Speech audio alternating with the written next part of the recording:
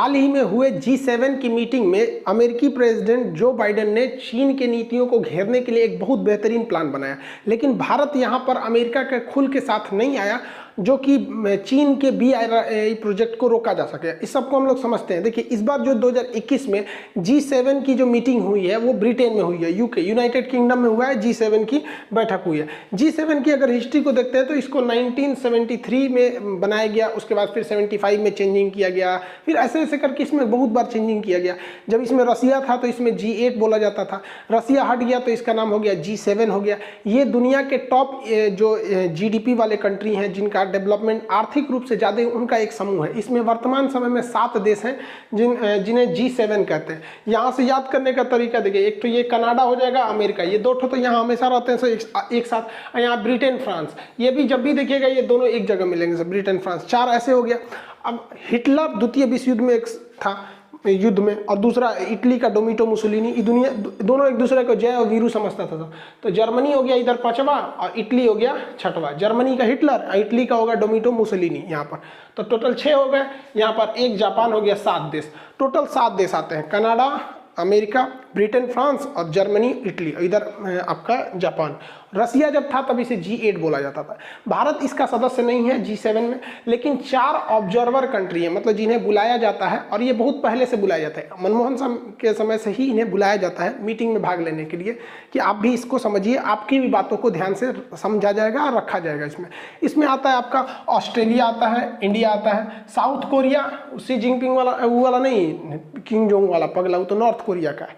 तो एक तो साउथ कोरिया, इंडिया, ऑस्ट्रेलिया, और या इधर से आ जाता है साउथ अफ्रीका। तो ये टोटल मिलके ये 4 ऑब्जर्वर भी हो जाते हैं। तो इस बार इन्हीं लोग की बैठक थी ब्रिटेन में। इसमें मोदी जी जो थे वर्चुअल मीटिंग में गए हुए थे यहाँ पर, क्योंकि कोरोना वगैरह चल रहा है यहाँ पे। इस मीटिंग में कई सारी बातें कही गई, जिसमें 2-3 चीज़ें हैं जो बहुत ज़्यादा ध्यान देने लायक है। एक तो था मोदी जी का था जो पर्यावरण को लेके, क्योंकि इससे पहले जो बाइडेन से पहले ट्रंप थे, वो पेरिस क्लाइमेट चेंज से हट गए थे और कहते कि भैया हमको डेवलपमेंट है, हमको कार्बन एमिशन से कोई रोक नहीं सकता, ये वगैरह वगैरह।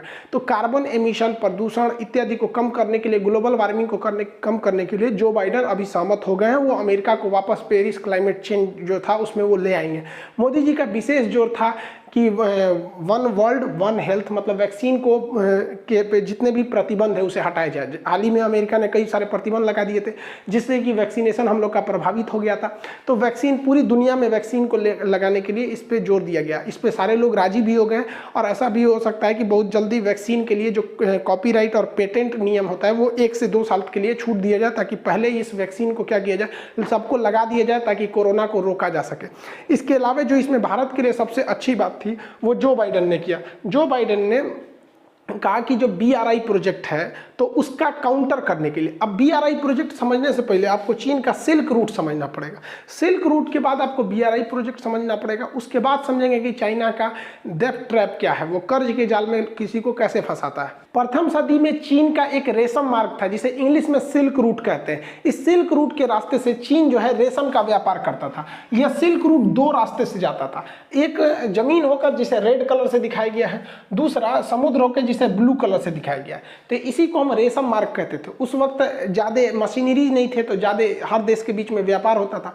तो चाइना क्या करता था, इतना होशियार था, हर देश से अलग अलग चीज़ें खरीदता था। भारत में यहाँ से साउथ से मसाले लेता था, यहाँ से सोने चांदी लेता था, हर जगह से कुछ ना कुछ खरीद के ले जाता था। बदले में वो पैसे के बदले में सिल्क यानी रेशम देता था, और रेशम की कीट और वगैरह रेशम की टेक्नोलॉजी चीन के पास ही था। हालांकि क्वेश्चन भी पूछता है एग्जाम में कि भारत का कौन सा शासक था जो रेशम मार्ग पर अपना अधिकार कर लिया था। तो कुषाण शासक जो था कनिष्क ने रेशम मार्ग पर अधिकार कर लिया था। इतना ना मार मारा चीन वालों को, रेशम मार्ग पर अधिकार कर लिया, कहा कि इधर से व्यापार करोगे लोग ना तो हमको तुमको टैक्स देना पड़ेगा। तो ये चीन का रेशम मार्ग था। ये आज से 2000 साल पहले की बात है। तो अब ये मार्ग बंद हो चुका है। चाइना ने सोचा कि उसके पास अथाह धन है, पैसा बहुत ज़्यादा है। अब किसी के पास बहुत ज़्यादा पैसा रख के क्या फ़ायदा, उसको इन्वेस्ट करना चाहिए। तो चाइना ने सोचा कि हम इस पैसे को क्यों ना इन्वेस्ट कर दे और दूसरे देशों में, ताकि जिन देशों को हम पैसा देंगे उस पर मेरा दबाव भी रहेगा। तो ये जो रेशम मार्ग था, चाइना ने इसे दोबारा चालू कर रहा है, व्यापार करने के लिए नहीं, इस बार लोगों को अपने कर्ज की जाल में फंसाने के लिए। इस रेशम मार्ग पे जितने देश आते हैं, यहाँ पर जितने कंट्री आ रहे हैं, लगभग 100 कंट्रियों को को इसने कहा कि देखिए हम आपको कर्जा देते हैं, आप अपने यहाँ इंफ्रास्ट्रक्चर को बिल्ड कीजिए और आप हमसे पैसे ले लीजिए और आपको जो मन है वो बनाइए। लेकिन इसमें चाइना की चाल रहती है, इंफ्रास्ट्रक्चर के नाम पे वो कहता है कि आप बंदरगाह बना लिए, लेकिन शर्त ये रहती है कि चाइना से जो पैसा लेंगे बंदरगाह बनाने के लिए तो इसकी टेक्नोलॉजी जो रहेगी वो चाइना से लेना पड़ेगा और बनाने का ठेका चाइना की कंपनी को देना पड़ेगा। तो इससे चाइना को डबल फायदा, जो चाइना के पास पैसा था वो कर्ज के रूप में उस देश को दे देगा और जो चाइना की कंपनी थी जिनको प्रॉफिट चाहिए अब वो कंपनी वहां जाके बंदरगाह बनाएगी और उस पर जो मटेरियल लगेगा वो चाइना से आएगा। तो इधर से चाइना की जीडीपी भी बढ़ रही है, चाइना की कंपनियों को फायदा भी हो रहा है, चाइना के पास जो पैसा रखा था वो पैसा इन्वेस्ट भी हो गया, ब्याज भी आ रहा है और उस देश पर चाइना दबाव भी बनाएगा। ऐसे ही श्रीलंका को फंसा लिया, फोटो दिखा दिया श्रीलंका को, देखो ऐसे बंदरगाह बनेगा, इतना बड़ा बड़ा, कमा के लाल हो जाओगे लोग। श्रीलंका ने कहा वाह वाह बहुत बढ़िया है, श्रीलंका पैसा ले लिए। अब देखिए श्रीलंका ने ले लिया $10 बिलियन और श्रीलंका के पास पैसा कितना है, $4 बिलियन। अब इस बंदरगाह पे कोई आता नहीं है, श्रीलंका पूरी तरह फंस गया। अब ये बंदरगाह को बेच रहा है, कोई खरीदने को नहीं है, तो चाइना कहता है कर्जा दो तो बंदरगाह दो, तो ये अब बंदरगाह ले लिया वहाँ पे। तो यही करता है, फंसा देता है, इतना पैसा दे देगा कि आप कभी लौटा ही नहीं सकते और जब तक नहीं लौटाएंगे तो आप बंधुआ मजदूर हो जाएंगे। ऐसे ही श्रीलंका के कोलंबो एयरपोर्ट को कर दिया, ऐसे फोटो दिखाया, मार पैसा आएगा, लोग आएंगे कोलंबो एयरपोर्ट पे, लो लो लो, ससुरा श्रीलंका खुश होकर ले लिया। उस एयरपोर्ट पे कोई नहीं आता है तो श्रीलंका भारत से आकर आप ही एयरपोर्ट वाले लीजिए, ससुरा हम ही लोग खाली बैठल हैं यहाँ पे।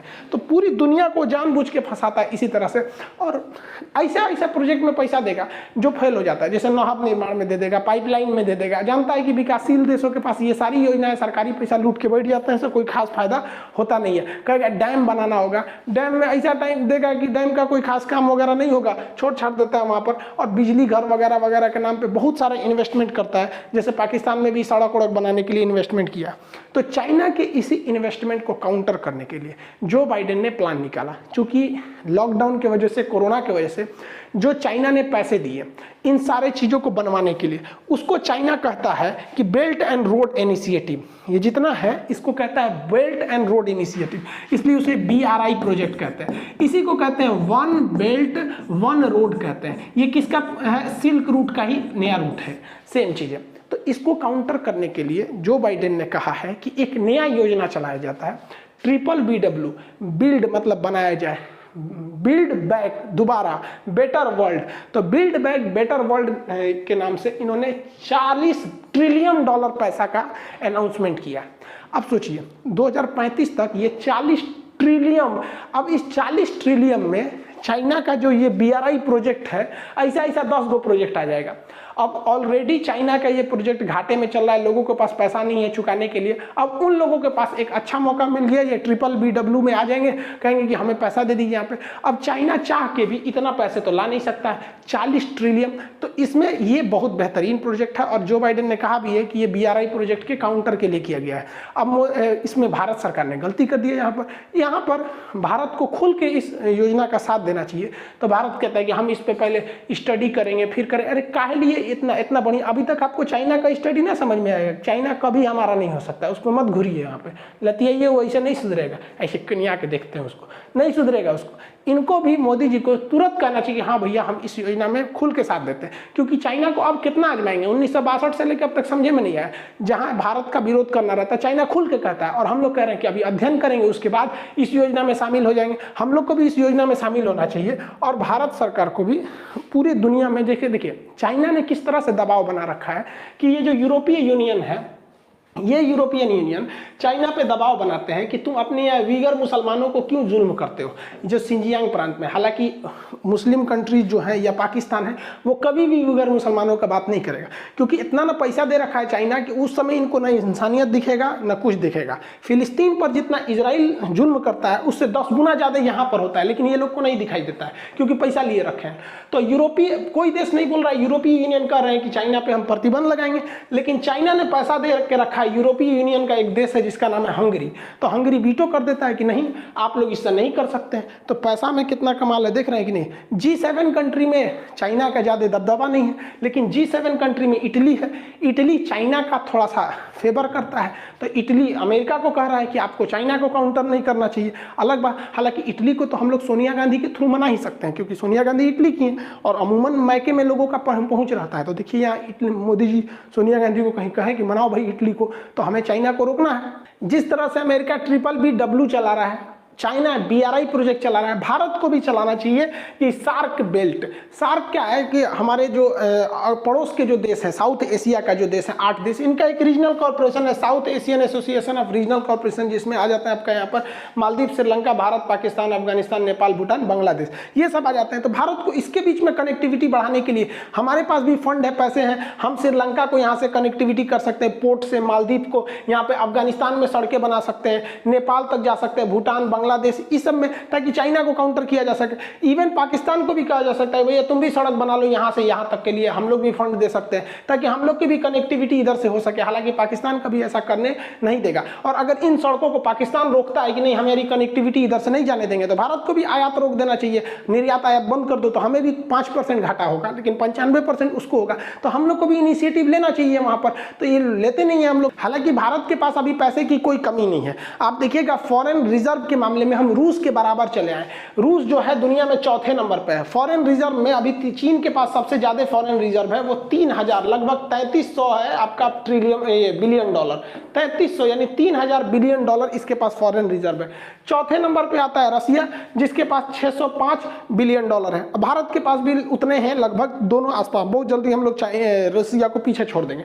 तो हम लोग सोचिए रसिया के बराबर में आ गए, 605 बिलियन डॉलर हमारे पास विदेशी फंड है, अवेलेबल है। इससे हम क्या कर सकते हैं, दूसरे देश को मदद भी कर सकते हैं। जैसे श्रीलंका जो था वो चाइना के जाल में फंस गया था कर्जा के मामले में, तो बांग्लादेश ने श्रीलंका को कर्जा दिया कि ले ले ले ले श्रीलंका का, चाइना का पैसा लौटा दे। तो भारत को भी अपने पड़ोस में जो देश चाइना के जाल में फंस गए हैं, इतना ज्यादा पैसा है। अब आप कहेंगे बांग्लादेश के पास कितना है, तो बांग्लादेश के पास 45 बिलियन डॉलर है, तो हम लोग के पास 605। तो वो 45 बिलियन डॉलर में अगर वो चाइना के डेट ट्राउट को काउंटर कर सकता है, तो 605 बिलियन डॉलर में हम क्यों नहीं कर सकते हैं। बस हमें इनिशिएटिव लेने की जरूरत है। चाइना से ज्यादा सॉफ्ट नीति अपनाएंगे तो दिक्कत हो जाएगा।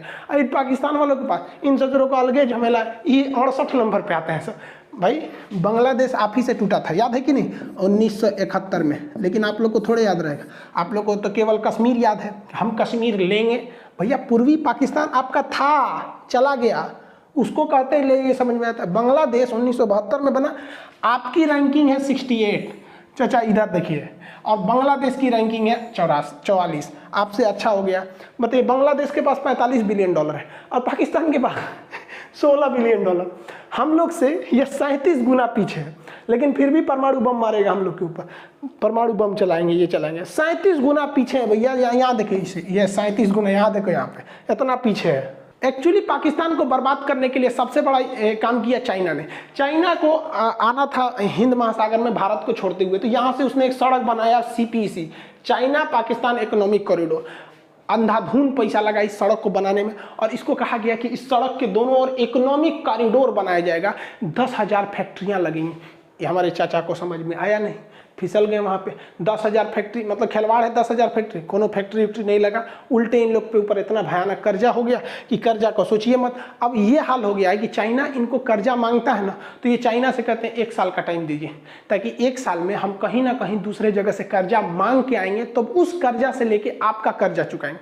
मतलब इन लोग का काम हो गया कि जगह जगह घूम घूम के अभी ये लोग कर्जा मांगते फिर रहे हैं। ये सऊदी अरब में चले जाते हैं प्रिंस के पास कर्जा मांगने के लिए। देखिए सऊदी अरब प्रिंस कह रहा है आज बेटा तेरा पैसा दे देंगे, हमारा पैसा का कमी थोड़ी है। ये देखिए आप इंसान की प्रोटोकॉल को देख के समझे, ये इनको कितना वैल्यू दे रहा है, बराबरी की तरह। आ जाओ बेटा, आ जाए, इधर आ जाए। और ये जो भाई साहब है ना, इनके खुद के अब्बा हैं ये, और मतलब इनके अब्बा हैं ये किंग सलमान, और ये मोदी जी को रिस्पेक्ट देखिए। तो ये फर्क पड़ता है कि आपका देश के पास अगर पैसा है, इकोनॉमी है, तगड़ा है, अगर पूरी रिसोर्सेज से, तो फिर आपको वैल्यू ज़्यादा मिलेगी, आराम से मेहमान नवाजी होगी इस तरह से, आइए बैठिए। और अगर ऐसे जाएंगे भिखारी की तरह, आए चल तेरा पैसा देते हैं, कितना चाहिए, चल चल चल, इसको ले जाओ, नाश्ता पानी कराओ यहाँ पर। चाइना के BRI प्रोजेक्ट में फंस के, चाइना के जो डेट ट्रैप है उसमें कई देश फंसे, जिसमें अफ्रीका था, श्रीलंका था, मालदीव था, कई देश फंसने चले गए सब। इसमें सबसे बुरी तरह से फंस गया बेचारा पाकिस्तान। इवन अगर पाकिस्तान के लोग भी इसको देखेंगे तो अपने प्रधानमंत्री को बहुत गरियाएंगे। रियलिटी है, आप इसे चेक कर सकते हैं। पाकिस्तान का जो फॉरेन रिजर्व है, मुद्रा भंडार है, वो 16 बिलियन डॉलर है। ये कोई चीज छुपी नहीं रहती है, ऐसा नहीं है कि हम अपने पास से बता रहे हैं। जबकि पाकिस्तान का जो विदेशी कर्जा है वो 294 बिलियन डॉलर है। अब कोई घोंचू भी होगा यार, तो वो ये नहीं सोचेगा कि भैया हमारे पास टोटल 16 बिलियन डॉलर है, ये इसी में पेट्रोल खरीदना है, राफेल ये राफेल को काउंटर करने के लिए आपको हथियार खरीदना है, परमाणु बम भी खरीदना है, गजवाए हिंद जो करना है आप लोग को, है कि नहीं आप 16 बिलियन डॉलर है हिंद जीतेगा सब। तो अब बताओ यार, कोई गधा भी होगा तो 16 बिलियन डॉलर में से कभी लेगा 294 बिलियन डॉलर कर्जा। अब आप खुद सोच के देखो, पाकिस्तान के लोग भी अगर देखे होंगे तो सोचो अपने देश के प्रधानमंत्री और नीति निर्माण वालों को कि कितना ज्यादा कर्जा लिए, कभी भी ये कर्जा नहीं चुका पाते हैं। इसलिए पूरी दुनिया में इनको कोई सीरियस नहीं लेता है, मजाक पे मजाक बनते हैं, सब मीम बनेगा यहाँ पर, और इनको उड़ा ले गया बेचारा, सी जिनपिंग के जाल में फंस चुके हैं, इनको कुछ समझ में आ नहीं रहा है, अब इधर उधर कर्जा मांग रहे हैं। इसीलिए हम आप चाचा के लिए हम क्या बोले, हम क्या बोले इनके लिए, सुनिए ध्यान से। नींबू के ऊपर नींबू और नींबू के ऊपर धागा, और इमरान खान की पत्नी को सी जिनपिंग लेके भागा। कहीं क्या तुमको या ये तो होता है, चाइना जो है वो कर्जा देता है तो कर्जा के बदले या तो जमीन ले लेता है श्रीलंका की तरह, नहीं तो इज्जत ले लेता है पाकिस्तान वालों की तरह। अब हम क्या बताएं, BRI प्रोजेक्ट का काउंटर करने के लिए जो बाइडन ने प्लान बनाया है वो एकदम बेस्ट है। और उन लोग जो लोग कह रहे थे बाइडन के जीतने पे कि ये चाइना का कुछ नहीं करेगा, अब समझ में आ रहा है ना, यहाँ पर अंतर्राष्ट्रीय नीति में कोई किसी का दोस्त नहीं, कोई किसी का दुश्मन नहीं।